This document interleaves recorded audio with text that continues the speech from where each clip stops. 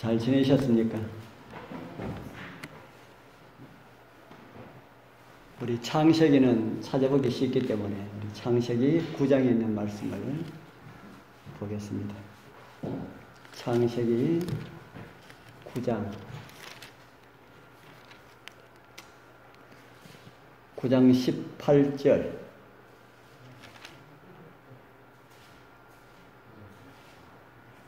9장 18절부터 우리 20절부터 읽읍시다. 9장 20절. 창세기 제일 첫 번째 책 창세기 9장 20절 21절 우리 같이 읽겠습니다. 노아가 시작. 노아가 농업을 시작하여 포도나무를 심었더니 포도주를 마시고 취하여 그 장막 안에서 벌거벗은지라. 제가 쭉 밑에까지 읽으면 좋지만은 우리 말씀을 나누면서 또 읽을 수 있으니까 21절까지 읽었습니다. 제가 지난 시간에는 언약의 증거라는 제목으로 말씀을 드렸지요. 노아에게 다시는 비로 세상을 멸하지 않으리라는 이런 증거로 무지개를 주셨다. 그렇게 말씀을 드렸습니다. 그 무지개는 뭐하고 더해져서 생긴다 그랬습니까? 우리 일반적인 상식이죠. 무지개는 비와 햇빛이 연합되어서 생기는 것이 무지개다. 그래서 비는 심판을 상징하고 해는 하나님의 은혜를 상징합니다. 그래서 하나님의 심판과 하나님의 은혜가 만난 또 하나의 무지개에 대해서 제가 말씀을 드렸지요. 바로 갈바리의 십자가가 우리를 위해 주어진 또 하나의 무지개다 하고 말씀을 드렸습니다. 십자가는 바로 하나님의 사랑과 하나님의 심판이 동시에 만난 곳입니다. 하나님의 가장 강력한 그런 심판이 십자가 위에 내려졌고요. 하나님의 가장 강한 사랑이 십자가를 통해서 드러났습니다. 온 인류의 죄를 위하여서 심판을 받으신 그 흔적이 십자가에서 나타났지요. 저는 우리 예수님의 그 십자가를 한 번씩 생각할 때마다 많은 사람들이 십자가의 고통 그렇게 이야기하지 않습니까? 못을 박을 때에 머리에 가시관을 씌울 때에 얼마나 아팠을까. 그런 노래도 많이 있는데 정언의 말씀에는 죄로 인하여서 온 인류의 죄를 그분 어깨에 올려놓으니까 죄의 무게 때문에 죄의 무게가 너무 고통스러워서 십자가의 고통은 거의 느끼지 못하였다. 그렇게 기록하고 있습니다. 여러분들 죄의 그 고통 여러분들 느껴보셨습니까? 그래서 우리가 죄를 지으면은 그만큼 주님께서 아픔을 당하셨다라는 그런 사실들을 우리 생각하시고 정말 믿음으로 죄를 멀리하는 그런 삶을 살아가게 되길 소원합니다. 오늘 저는 이 저주 속에 담긴 축복이라고 하는 좀 특별한 제목을 택해 보았습니다. 제가 드리는 말씀들은 제가 한 번도 다른 곳에서 설교하지 않은 내용들을 계속해서 제가 드립니다. 왜냐하면 저는 새로 준비를 하는 걸 저는 원합니다. 다른 데서 했는 거 가져와가지고 이렇게 하는 걸 저는 원하지 않기 때문에 전부 다 새로 이렇게 준비를 합니다. 교리적인 내용들을 할 때는 한번 했는 거지만 그것도 다시 새로 준비를 해서 그렇게 하려고 저는 많이 노력을 합니다. 오늘 우리 창세기 9장 18절 19절을 읽어보면은 새로운 세상이 열렸음을 말해주는 성경절이 거기에 나옵니다. 이전에는 아담으로부터 온 세상에 인종이 퍼져나갔는데 창조 이후 약 1650년이 경과되었을 때에 죄악이 세상에 관영함으로 인하여서 그냥 둘 수가 없어서 세상이 멸망을 했지요. 홍수 그 후에 이제 노아가 포도농사를 하였는데 포도주를 마시고 취하여서 벌거벗고 장막 안에 있는 모습을 창세기 9장 20절은 오늘 우리에게 보여주고 있습니다. 우리 그 뒤에 말씀을 보면은 벌거벗고 장막 안에 있는 모습을 함이 제일 먼저 발견하고 두 형제에게 고하였다라는 말씀이 21절 그 뒤에 읽어보면 나옵니다. 그리고 그 두 형제는 아버지의 하체를 보지 않으렸고 아버지의 옷을 취하여서 어깨에 메고 뒷걸음쳐서 들어가서 아버지의 하체를 덮어주고 나온 모습을 기록하고 있습니다. 그리고 노아가 깨어 일어나 저주한 기록을 성경은 이렇게 우리에게 보여주고 있습니다.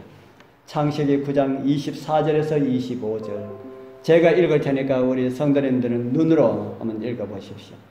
노아가 술이 깨어 그 작은 아들이 자기에게 행한 일을 알고 이에 가로되 가나안은 저주를 받아 그 형제의 종들의 종이 되기를 원하노라.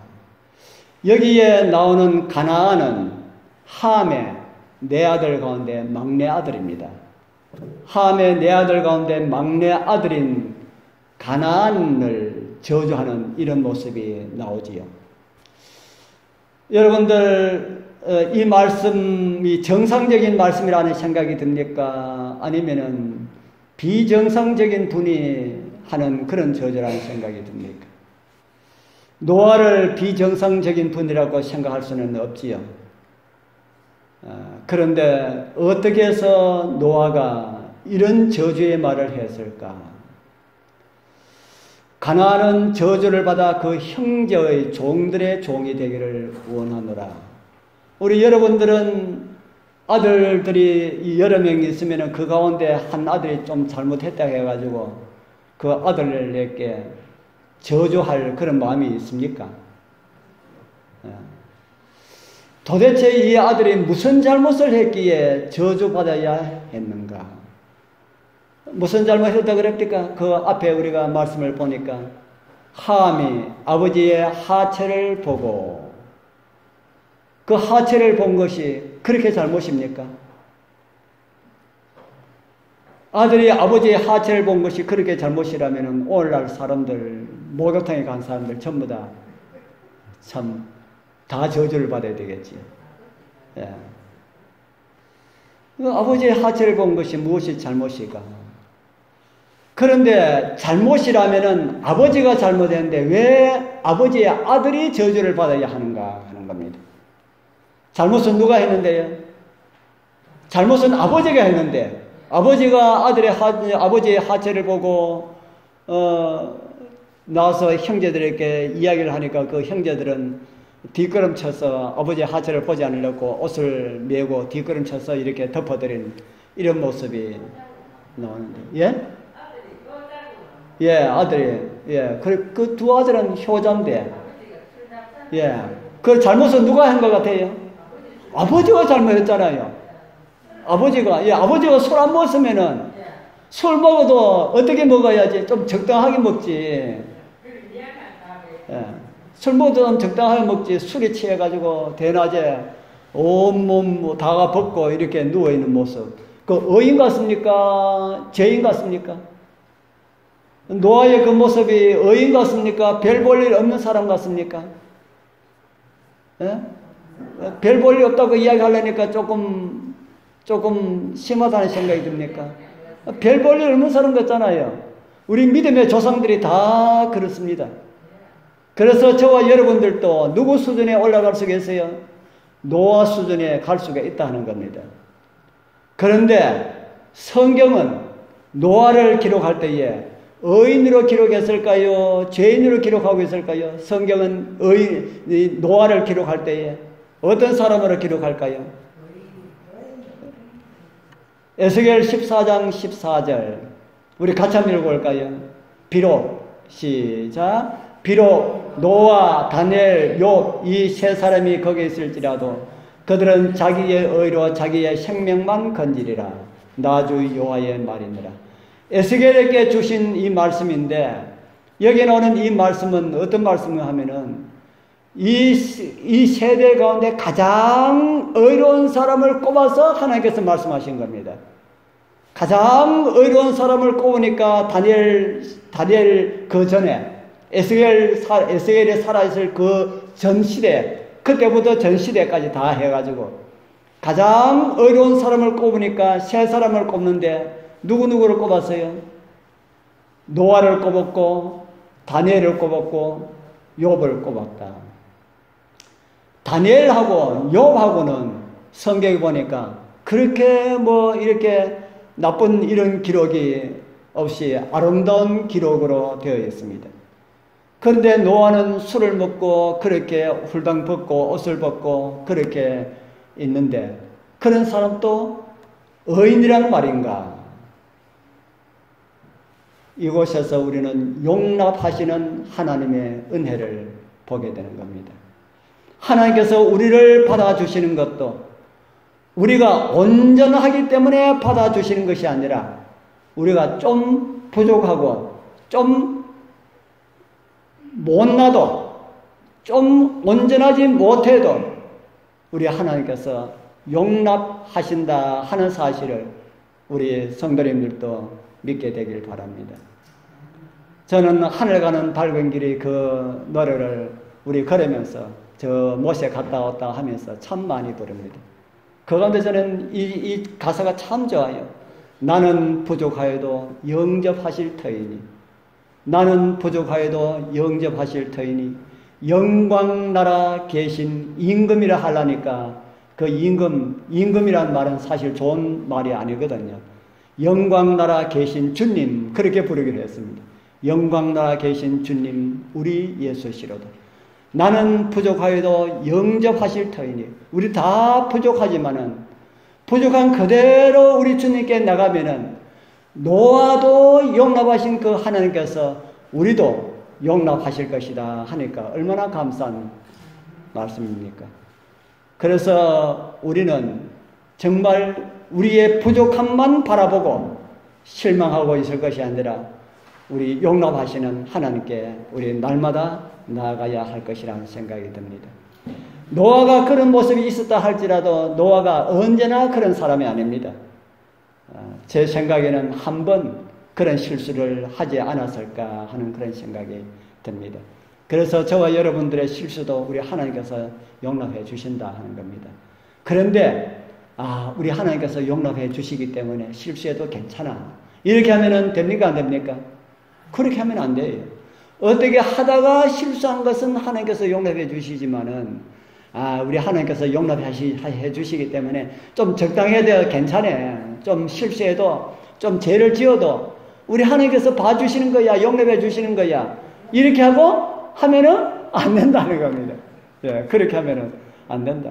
그렇게 하면은 우리의 품성이, 우리의 성품이 변화가 되지 않습니다. 우리가 바르게 살기 위해서 노력하고 그럴 때에 실수하는 것을 우리 하나님께서 용납해 주신다 하는 겁니다. 우리 여기에 보면은 이 노아가 벗었다라고 말하는데 성경에 벗었다라고 말하는 이런 표현이 많이 나옵니다. 아담과 하와도 어떻게 했어요? 아담과 하와도 벗었습니다.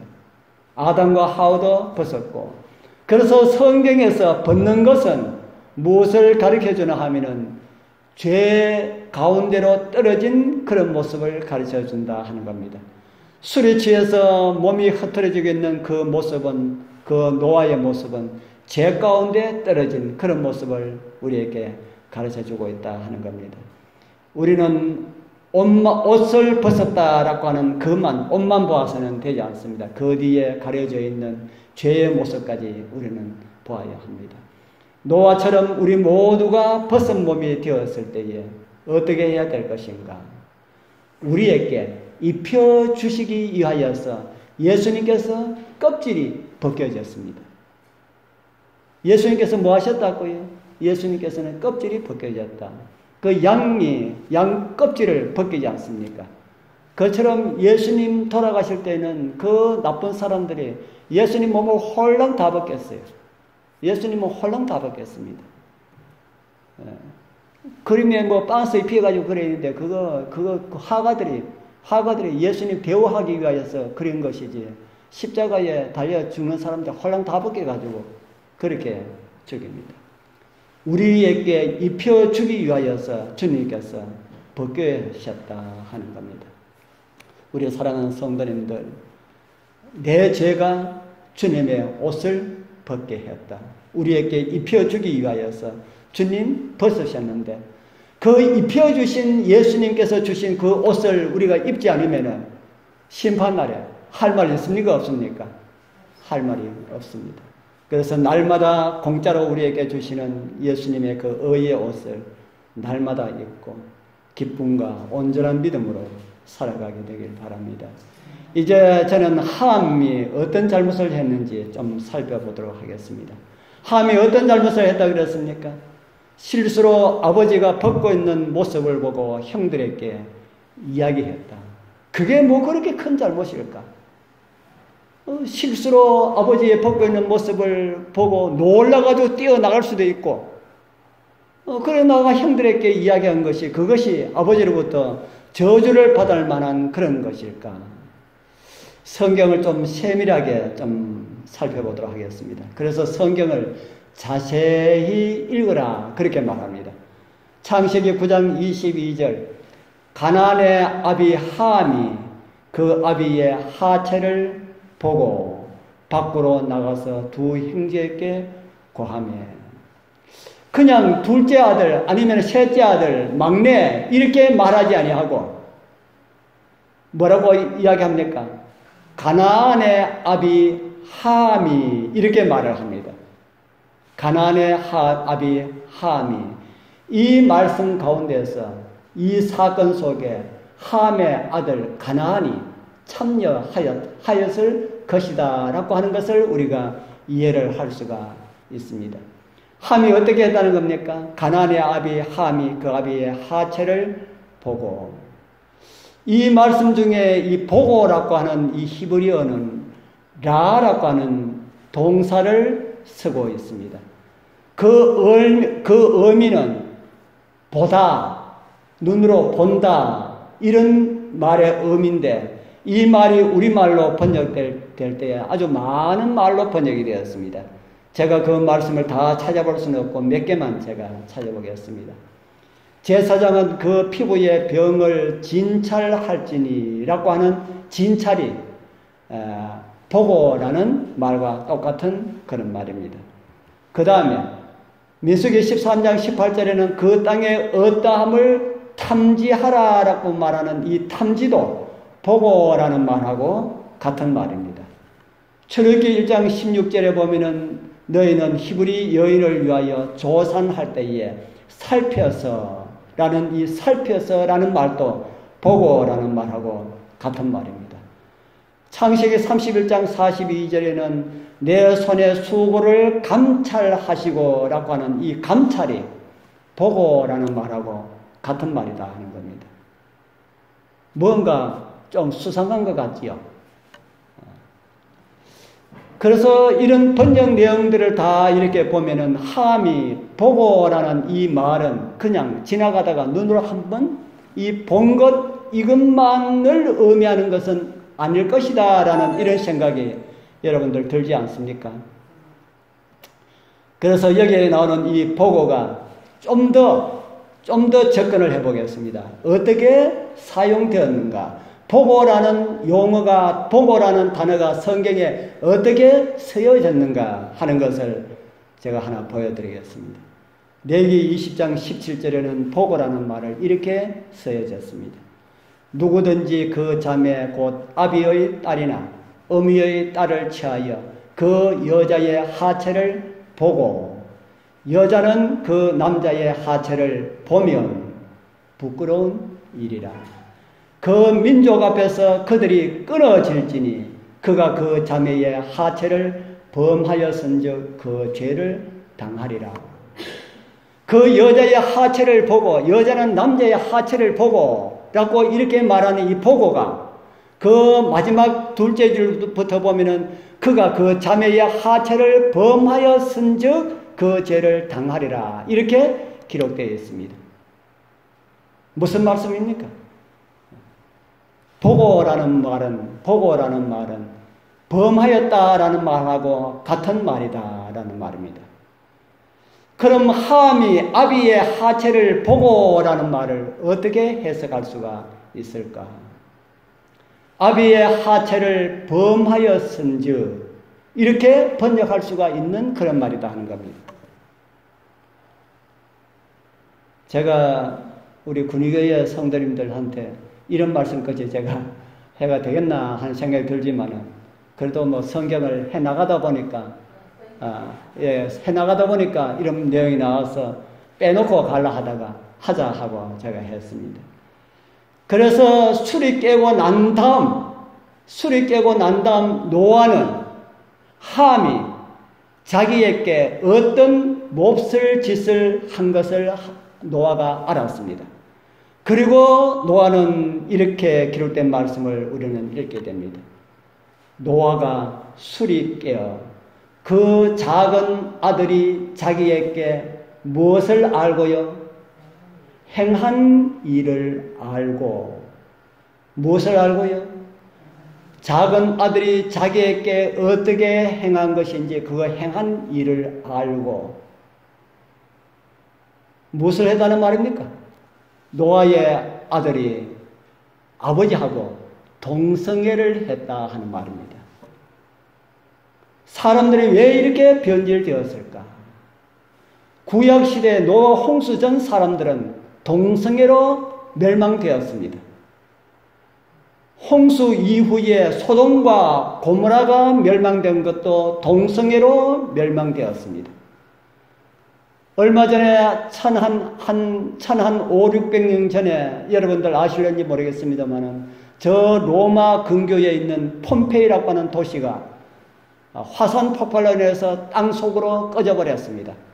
그 폼페이 도시가 땅속으로 꺼진 강력한 이유 가운데 하나가 그 도시는 동성애가 성하였던 그런 도시였다. 지구 최후의 지구의 멸망의 원인 가운데 하나가 동성애가 될 것이다 하는 겁니다. 우리 성도님들 나라에 정치 잘한다고 그것 보고 뽑아주면 큰일 납니다.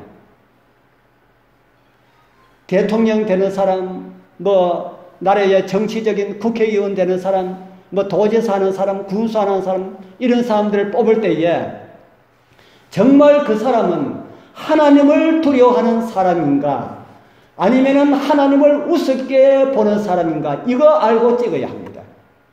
이거 알고 찍지 아니하면은 하나님을 우습게 생각하는 사람이라면은 성경을 우습게 생각하는 사람이라면은 동성애를 그냥 합법화시키는데 아무런 거리낌 없이 그렇게 할 것이라 하는 겁니다. 지금 전 세계가 동성애를 합법화하라고 난리치기고 있습니다. 우리나라도 동성애 합법화 해달라고 얼마나 많은 사람들이 야단을 하고 있습니까? 제가 관련된 뉴스 하나를 앞두고 저희 CTC 뉴스에서는 동성애 특별기획을 마련하고 있습니다. 그동안 동성애 합법화로 인한 여러 가지 문제점들과 우려에 대해 짚어봤는데요. 이러한 문제점과 우려가 단지 상상일까요? 오늘은 이미 동성애가 합법화된 나라에서 실제로 일어나고 있는 일들을 취재했습니다. 보도에 박세현 기자입니다.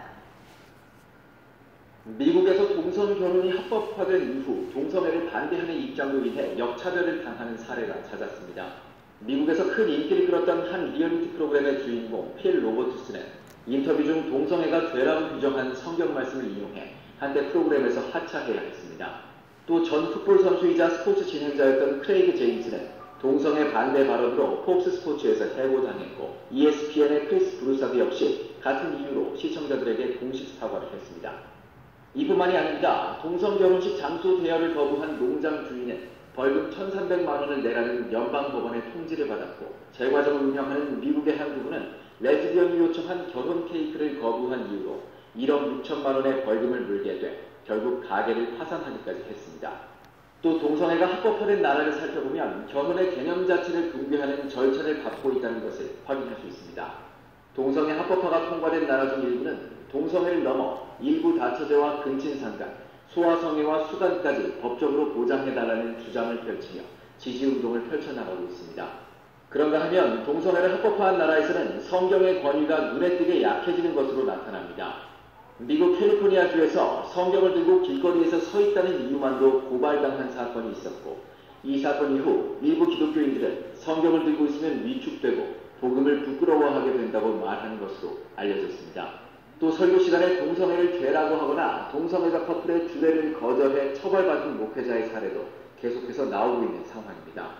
가장 큰 우려는 다음 세대가 동성애에 대한 교육을 의무적으로 받아야 한다는 점입니다. 편견과 차별 없는 학교를 만든다는 명분으로 학교 교육에 동성애자들의 주장이 그대로 반영된다는 것. 캐나다의 경우 유치원에서부터 동성애와 트랜스젠더가 정상이라는 성교육을 실시하며 6세 아이들 대상으로 그만 봅시다. 사람이 짐승보다 나은 것이 무엇 때문에 낫다고 그랬습니까? 종교심이 있기 때문에 낫다고 했는데, 사람에게서 종교심을 빼버리면 짐승보다 더 못한 수준으로 내려간다 하는 겁니다. 짐승들은 동성애 안 합니다. 짐승들 동성애 하는 짐승이 없다는 겁니다. 그런데 사람만이 이 동성애를 함으로 짐승보다 못한 수준으로, 그러면서도 그것을 아름답다고 포장하는 겁니다. 아름답다고.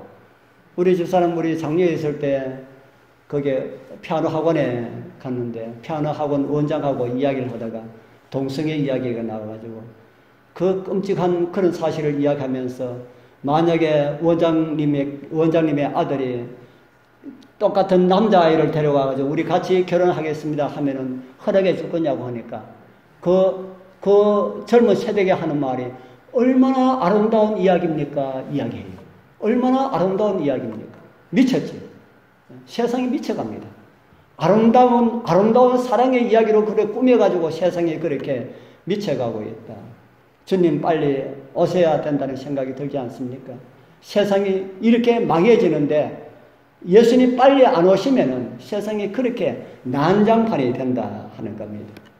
여기 지도에 이렇게 짙은 이게 붉은색 비싼 이런 색 외에는 다 동성애 반대하지 않는 그런 나라들입니다. 요 짙은 요 붉은색 비싼 거 요것만 동성애를 법으로 반대하고 처벌하고 하는 나라들이고, 그 외에는 다 해도 괜찮고 뭐 하든지 말든지 하는 그런 나라다 하는 겁니다. 정말 더 추한 모습으로 인간이 타락하기 전에 주님 오셔야 한다 하는 생각이 듭니다. 제가 창세기를 말씀을 드리면서 한 가지 의문이 더 있습니다. 그런 잘못은 인정하지만은 어떻게 함이 잘못했는데 함의 아들 가나안이 저주를 받았을까 하는 겁니다. 아비의 추한 모습이 누구에게도 있다는 겁니까? 함의 아들 가운데 가나안에게 그 모습이 있다 하는 겁니다. 그렇다고 해서 저주한 거 잘못이 아닙니까?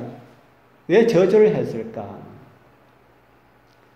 노아의 아들 자손 중에 아들을 저주한 사람이 또 있습니다.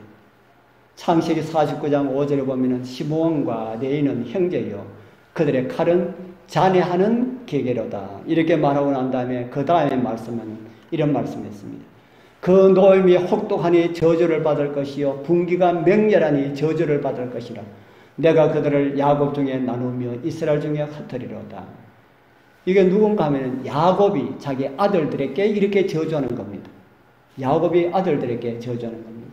야곱이 아들들에게 저주한 것이나 노아가 아들에게 저주하는 것이나 아들에게 저주하고 손자에게 저주한 것, 이게 무슨 그게 있을까? 왜 이렇게 저주를 했을까? 우리가 이 창세기 49장 7절에 있는 이 내용, 야곱의 아들들에게 저주를 받았는데, 저주를 했는데, 야곱의 아들은 자기 아버지가 자기에게 주신 그 저주를 교훈으로 삼아가지고 정말 자기들이 하나님을 적극적으로 하나님을 섬기고 하나님의 말씀에 순종하고 그렇게 살았습니다. 그렇게 삶을 인하여서 저주가 복이 되었다. 복이 되어서 제사장 지파가 된 그런 사실들을 성경을 통해서 우리는 보게 됩니다. 창세기 9장 26절에는 가나안은 셈의 종이 되고 가나안은 그의 종이 되기를 원하노라 라고 이렇게 저주를 했지요. 그래서 가나안의 자손들이 오늘날 흑인이라고 그렇게 말을 합니다. 그들은 일생 평생 대대로 내려가면서 종을 부려본 적이 없는 그런 족속이었습니다. 계속해서 셈족의 종이 되고 야벳 족속의 종이 되고 그렇게 살아왔다 하는 겁니다. 그러나 그들도 이제는 그들 가운데 어떤 삶이 생겨났습니까? 어떤 삶이 생겨났어요? 흑인 가운데서 세계에서 가장 큰 나라의 대통령이 나오는 이런 가운데 있었다 하는 겁니다. 그런 사람들이 얼마나 하나님을 찾고 기도하고 눈물을 흘리면서 해결을 했겠는가 하는 생각이 듭니다. 우리 사랑하는 성도님들, 저는 말씀을 마치면서 이런 일들이 일어난 원인은 노아가 옷을 벗었기 때문에 일어났다 하는 겁니다. 다른 말로 하면 죄 가운데 떨어졌기 때문에 자녀들에게 그런 것이 일어났다. 옷 입는 것은 예수 그리스도 안에 사는 것입니다. 가정이 예수님에게서 떨어질 때에 세계 운명이 바뀐 그런 사건이 일어난 그런 모습을 우리는 보게 됩니다. 우리 사랑하는 성도님들, 우리도 우리 자녀들뿐 아니라 성도님들을 축복할 때에 저주 같은 축복도 아끼지 말아야 합니다. 잘못하는데도 잘 될 거야, 잘 될 거야 하면은 그게 진짜 저주를 하는 겁니다. 잘못하면은 정말 하나님께로부터 벌을 받습니다, 저주 받습니다 하면은 그게 저주가 아니고 그게 바로 축복이다 하는 것이죠. 불순종해도 잘 될 것입니다 라고 하는 것은 진짜 저주의 말이다 하는 겁니다. 노아와 야곱과 같이 비록 저주와 같은 말이 담겨 있다 하여도 진심으로 복을 바라는 그런 축복의 말씀들이 우리 성도님들의 입에 담겨지길 소원합니다. 그렇게 함으로 진정한 축복이 무엇인지 바르게 알려주는 그런 우리 삶이 되고 우리도 그런 교훈을 통하여서 정말 하나님을 더 바르게 섬겨나가는 그런 우리 모든 성도님들 다 되길 축복합니다.